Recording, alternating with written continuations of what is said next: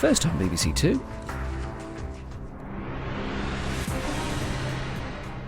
These 5 people are amongst the greatest quiz players in Britain. Together they make up the Eggheads, arguably the most formidable quiz team in the country. The question is, can they be beaten?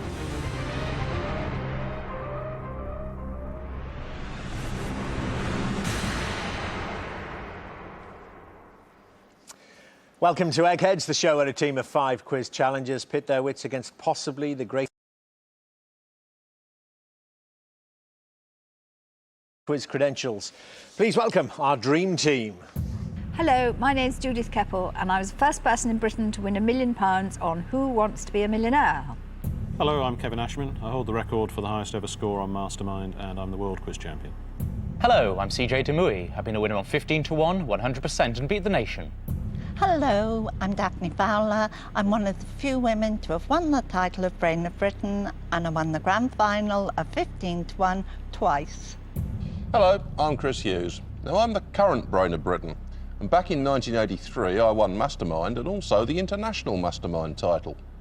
Taking on the might of the Eggheads today are learning curves from Edinburgh. The team all teach at the same primary school and quiz together at various local pubs in the area. Let's meet them. Hi, I'm Carol, I'm 36 and I'm a learning assistant.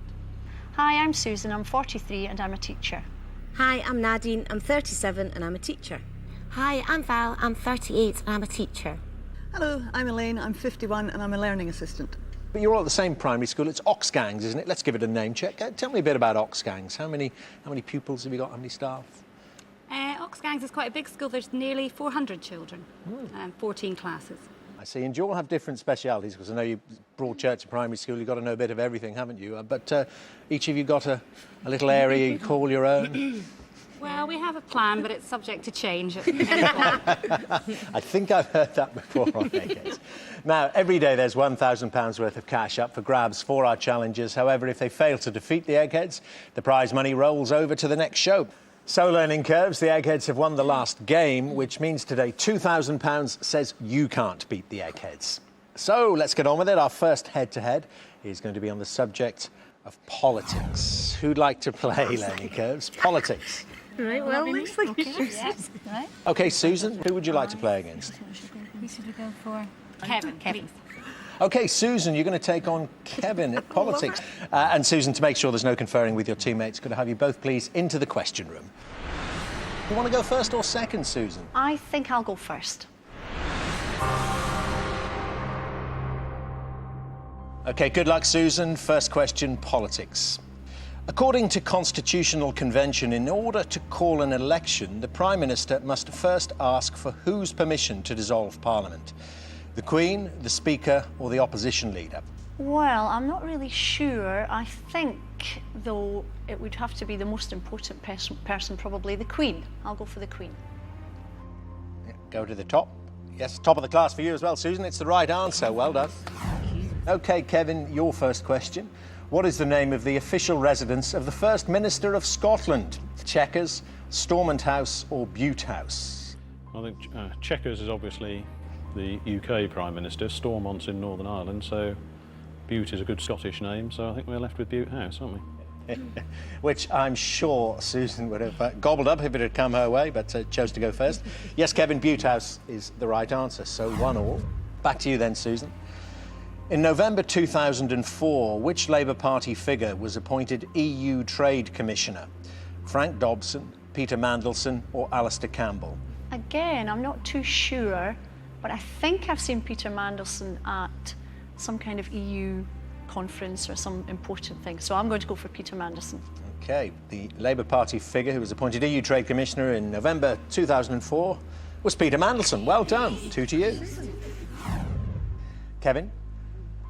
On what day of the week are Prime Minister's questions now traditionally heard in the House of Commons? Monday, Wednesday or Friday? Yes, they changed not too long ago now from being a twice weekly to a once weekly thing, and it moved to Wednesdays. So it's now on Wednesdays. Yes, it's the right answer. So 2-2. This is looking good, Susan. If you get this right, the pressure will all be on Kevin to stay in the game. Susan, your third question. At 55, which US state has the greatest number of votes in the Electoral College used to determine the outcome of presidential elections?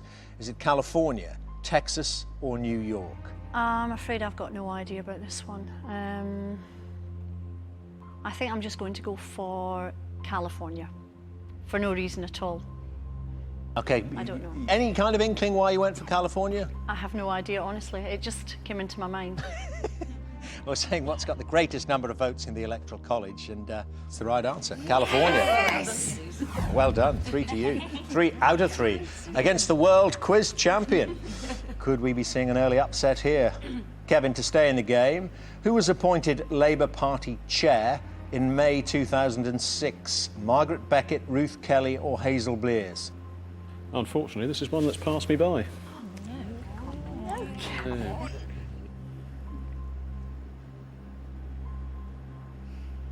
I'm pretty sure it wouldn't be Margaret Beckett, so I don't know that. So, between the other two, I don't know it. I actually don't know it. So I think I'll go for Hazel Blears. Hazel Blears is the right answer. He got it in the end, but this now gets a little bit more difficult for you. We remove the multiple choice, Susan. It's sudden death. I've just got to hear the answer from you to sort out a winner. Okay. Here's your question. Established by the 1988 Education Act, what name is given to schools that are independent of their local education authority and receive their annual funds directly from government? Well, I don't really know, but I'm going to take a clue from the question. I'm going to say independent schools. The name given to schools that are independent of their local education authority. It's not independent schools. Kevin, do you know? I would think grant maintained. Yeah. Grant maintained schools, Susan. Grant maintained schools receive their annual funds directly from government, bypass the local education authority. Okay, Kevin, after your wobble on the last question, you can win it with this. Of whom did Margaret Thatcher say on the 17th of December 1984, "We can do business together"? Gorbachev, just at the time that Gorbachev was coming to power. Mikhail Gorbachev is the right answer, Kevin. You have squeaked through. Really bad luck there, Susan. You won't be playing in the final round, I'm afraid. Would you both please come back and join your teams? Susan, that was a really valiant effort. I thought you were going to do it there because Kevin was rocked back on his heels there.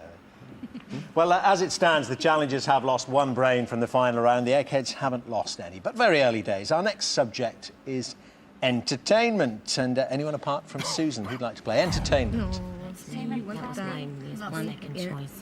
Go in there. Shall I do that? You don't. Hey, it's Val. And who do you want to entertain you in the question room? Chris.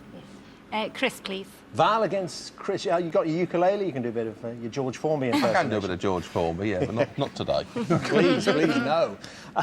OK, Val and Chris, to make sure there's no conferring with your teammates, would you both please take your positions in the question room? What year do you teach, Val? I have primary 6 at the moment, and they're 9 and 10-year-olds. Oh, the big ones, yeah. Yeah. Val, would you like to go first or second? I'd like to go first, please, Dermot. OK, good luck. Entertainment, Val, here you go.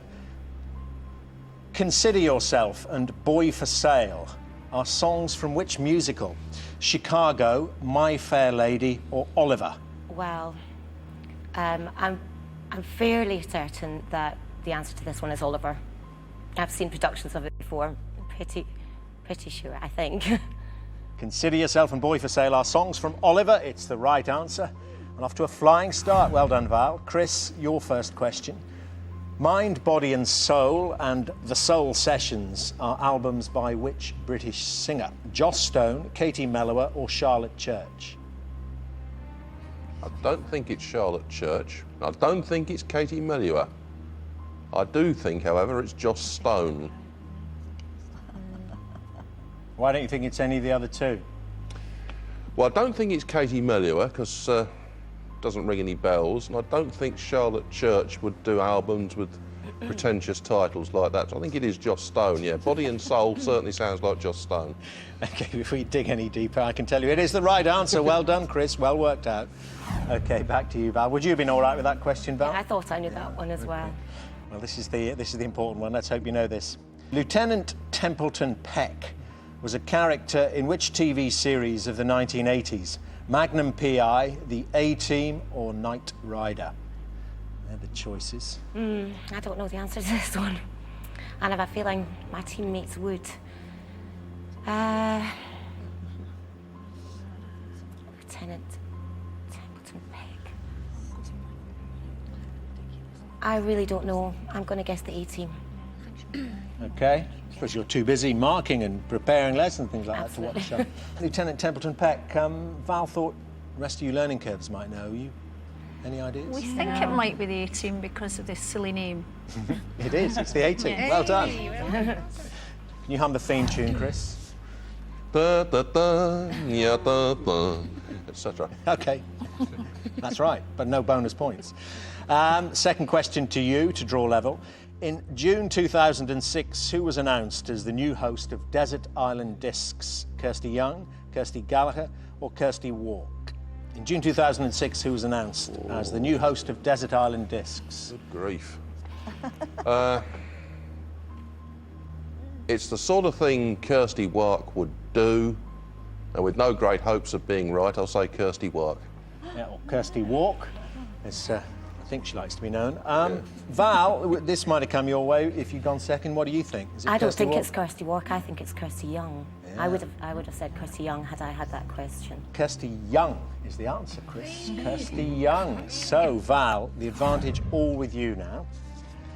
You've got your two right, so a chance to clinch it with this question and put Chris, the reigning international mastermind, out of the contest. Here we go. Which singer plays the role of ex-con Jack Fate in the 2003 film Masked and Anonymous? Is it Bob Dylan, Leonard Cohen, or Johnny Cash? Well, again, I'm not really very sure. I have a feeling Bob Dylan was in something fairly recently. I'm going to guess Bob Dylan. I take it you haven't seen Masked and No, I Anonymous? haven't. No? Any learning curves, Sam? We don't know that one. I have no idea. That's the right answer. Bob Dylan has put Chris out of the programme. The reigning international mastermind is no more. Well, certainly for this game of Eggheads. Well done, Val. Many, many congratulations. Will you both please come back and join your teams? A real boost there. Well done, Val. As it stands now, the challengers and the Eggheads have lost one brain each from the final round. So our next subject today is food and drink. And who'd like to play? It's Carol, Nadine or Elaine. Food and drink. Am I going? Yeah. So it's going to be Nadine. OK, Nadine, and who would you like to play? It can't be Kevin or Chris, any of the other three. I can't remember. What do you think? Daphne. Yeah. Daphne. Okay. Yeah. Okay. Okay, Daphne, please. Daphne, please. Food and drink. If you play this often, you know your answer. I think the last time I played it, I lost. Oh, yeah, well, there's no OK. OK, to make sure there's no conferring, Nadine and Daphne, into the question room, please. Nadine, I believe you have ambitions beyond teaching. Follow Peter Kay's career. I wouldn't mind having a club, yeah. It's a variety club. I don't think there's enough of them around anymore, Dermot. Kind of Phoenix Nights. A bit more classy than that, though. How could you be more classy than the Phoenix Club? Peter Kay will be very cross. Anyway, let's focus on this quiz. It's food and drink. Would you like to go first or second, Nadine? I'll go first, please.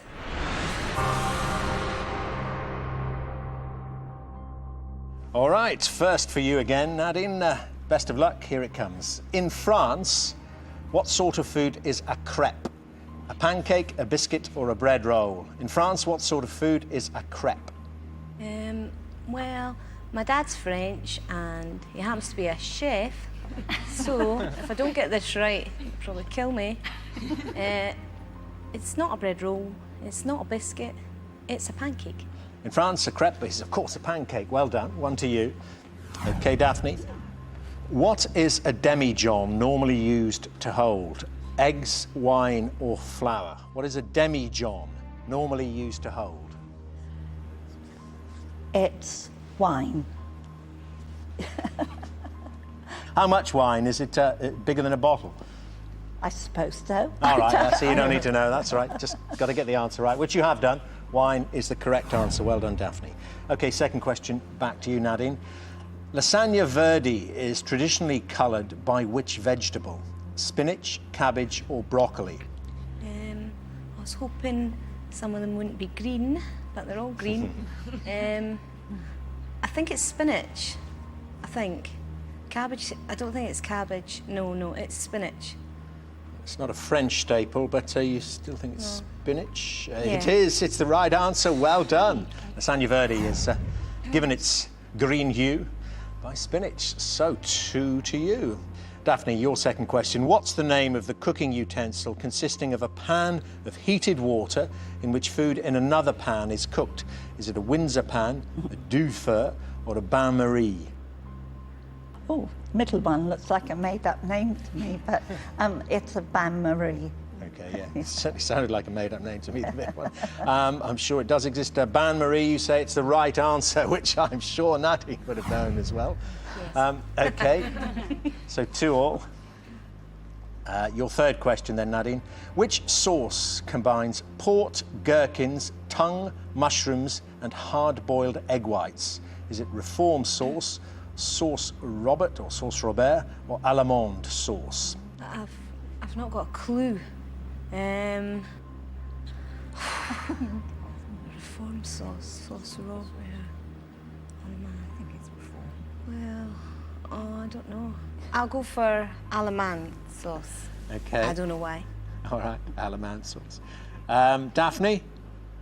Well, I don't know either, but I would have gone for reform sauce. Yeah, that's the answer. Reform sauce. Their first one wrong for you then, Nadine. I think it's the most traditionally English-sounding name there, isn't it? Reform sauce. I mean, it'd be some sauce, wouldn't it, with gherkins and tongue and hard-boiled egg whites in there. Anyway, that's for another day to discuss. It's the wrong answer, Nadine, which I'm afraid gives Daphne the chance to go through if she gets this right. Xavier is a thickened consommé or cream soup garnished with which meat? Chicken, beef or lamb? I have no idea. Oh dear. Well, I'm only guessing simply because you said it's a cream soup, and I'll go for chicken. Clue in the question, it's the merest glimpse of it. You've got the right answer, Daphne. Oh. Chicken. Yes, Xavier's thickened consommé cream soup garnished with chicken. Nadine, you won't be playing in the final round. Would you both please come back and join your teams? Bad luck, Nadine. That was ever so close, as all the contests have been so far. But as it stands now, the challengers have lost 2 brains from the final round. The Eggheads have lost 1. So our next subject, our last chance to knock an Egghead out of the final round, is going to be arts and books. And I wonder if this suits you, Learning Curves. It's Carol or Elaine to play. You're the two who haven't played yet. Arts and books. OK, Elaine, who would you like to play? And it's Judith or CJ? Yeah, go for it. CJ, please. OK, Elaine and CJ, let's have you both into the question room, please. CJ looks delighted. Elaine, is this your subject area, arts and books, bit of culture? Wasn't my first choice, no. But still, somebody has to do it. I believe science fiction is an interest of yours. Yes, it is. Do you do this Trekkie stuff? Dressing up? Oh, dear, no. Oh, no. I could do the Vulcan thing. That's about good. Well, yeah, that sorts them out. And what about Stargate? You've been to a convention, haven't you? Yes, I've been to 2 or 3, actually. They're usually very good fun. Yeah. It's arts and books. Do you want to go first or second? I'll go first, please. If you put CJ out, it'll be all square in the final round. Here we go. First question. Which painter was born in Leiden in the Netherlands in 1606? Was it Van Gogh, Caravaggio or Rembrandt? So, not Caravaggio, then. I don't think that's an Italian name. Van Gogh, I think, was later. I'll go for Rembrandt. That is Egghead-like. It's the right answer. I like it, Elaine. Well done. Good start, Rembrandt. Born in Leiden in 1606. CJ, which author was given the prisoner number FF8282 during his time in jail and wrote the first of his 3 prison diaries under that title? Oscar Wilde, Geoffrey Archer or Joe Orton? I'll go for Jeffrey Archer. About the only time I ever will, but I will choose that. Prisoner FF8282 during his time in jail was Jeffrey Archer. It's the right answer. Well done, CJ. Elaine, your second question. What was Sadler's Wells Ballet's name changed to in 1956? Is it the Ballet Rambert, the Royal Ballet, or the English National Ballet? I think I've heard this. I think it might be the English National Ballet. Yeah, I'll go with that one. CJ, English National Ballet? Could have been your question. I would have been inclined to go for Royal Ballet. Yeah, it's the Royal Ballet, Elaine, Royal Ballet, so slip up there. But early days, CJ still got to face his second question. CJ, what fictional character provided Julia Donaldson and Axel Scheffler with the title of their 1999 children's book? Is it the Gruffalo, the Flugelwang, or the Hippo Muff? Well, I recognise the names, and the only one of those that I recognise that I've seen the book of is the Gruffalo, so that's what I'll go for. It's the Gruffalo, it's the right answer. OK. Well, Elaine, it means you've got to get this question right to stay in it. The Listeners is a famous poem by which British writer born in 1873? Cecil Day-Lewis, Edmund Blunden, or Walter de la Mare? I think it's Walter de la Mare. It's the right answer. Elaine, well done. Kept your hopes alive, but CJ has to slip up here for us to go into sudden death. CJ, born in New York in 1923, Richard Avedon was a major figure in which field? Classical music, photography, or abstract painting? I don't know. My apologies to the no doubt prolific Mr. Avedon, but I've never heard of you.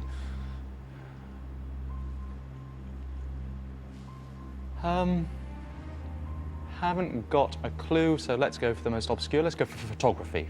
I have absolutely no idea. Okay. Eggheads? Yes. It's right. It's the right answer, CJ. Oh, bad luck, Elaine. He just plucked that from nowhere. But he's quite good at doing that, CJ, actually. It means you won't be playing in the final round, Elaine. Would you both please come back and join your teams? So this is what we've been playing towards. It's time for the final round, which, as always, is general knowledge. But I'm afraid those of you who lost your head-to-heads won't be allowed to take part in this round. So Susan, Nadine and Elaine from the Learning Curves and Chris from the Eggheads, would you please leave the studio? So, Carol and Val, you're playing to win the Learning Curves £2,000. Judith, Kevin, CJ and Daphne, you're playing for something which money can't buy, the Eggheads' reputation. As usual, I will ask each team 3 questions in turn. This time, the questions are all general knowledge and you are allowed to confer. Challenges, the question is, are your 2 brains better than the Eggheads' 4? Carol and Val, would you like to go first or second? We're going first, please.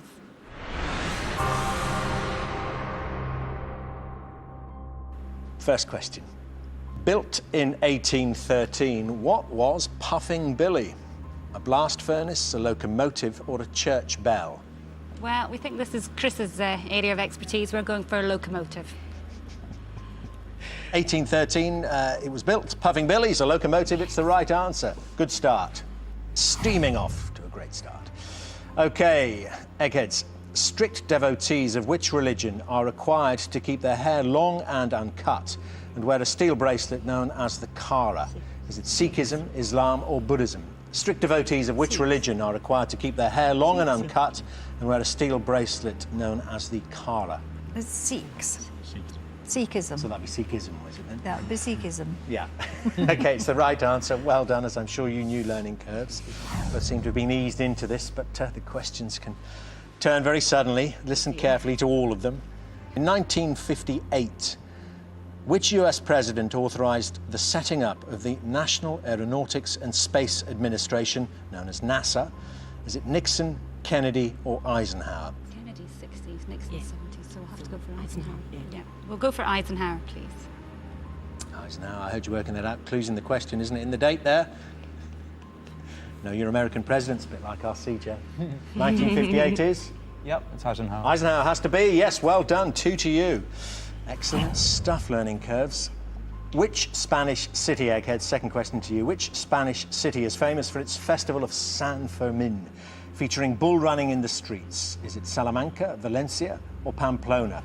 Pamplona. Spanish city is famous for its festival of San Fermin, bull running in the streets? Pamplona.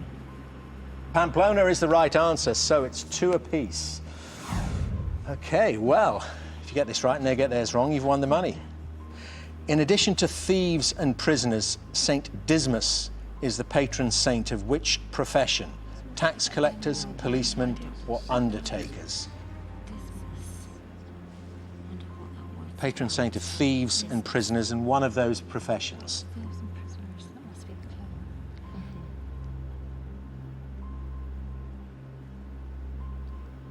I really don't know. I don't know either, Val. I can't think what the word means. I can't think where it comes from. Dismas. It sounds a bit like a tax collector. Do you think tax collectors deserve a patron saint? I don't know. Undertakers, they must need... Undertakers. Dismas. Sounds a bit like dismal. Do you have any strong feeling? No. Should we go for tax collectors? What do you think? Some very old professions have I know. patron saints. A Sure, tax it's- collector is a very old profession. True. Surely policemen you would have heard of there. I know, you think you Maybe might big have. Police stations would be called out or something. Should we just go tax collectors? Shall we? We don't know. Do you feel happy with Yeah, that? let's do it. Okay. We really have no idea, Dermot, so we're just going to guess tax collectors. I heard you saying, Val, at one point there, sounds a bit dismal. Which I think, is that, do we know, Eggheads, is that the one That's of the the one roots? I'd gone We'd for. go for undertakers. Try undertakers. We could go for undertakers. It's Undertakers. undertakers. And you, Val, I know you said dismal, I got you. undertakers, and you Not talked near yourself enough. out of it, but in fairness, you didn't really have much of an idea. But you might get a second chance if the Eggheads get theirs wrong, their third question. Eggheads, to win it. What was the first name of Colonel Sanders, the famous Kentuckian restaurateur? Is it Earl, Harland or Hank? It's Harlan. Yeah. Harlan. Harland? Colonel Sanders. First name, Harland Sanders. It's the right answer, Eggheads. You've won.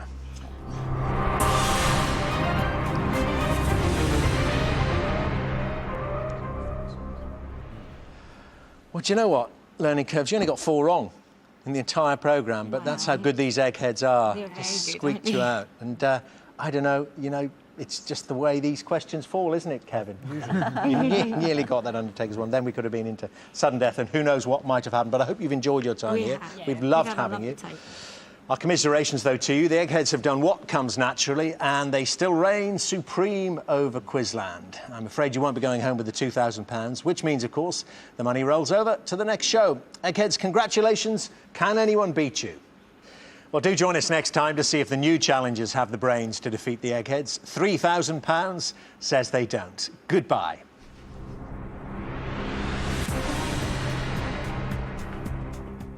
Altitude sickness hampers the final adrenaline-charged push to the top of Mount Baker.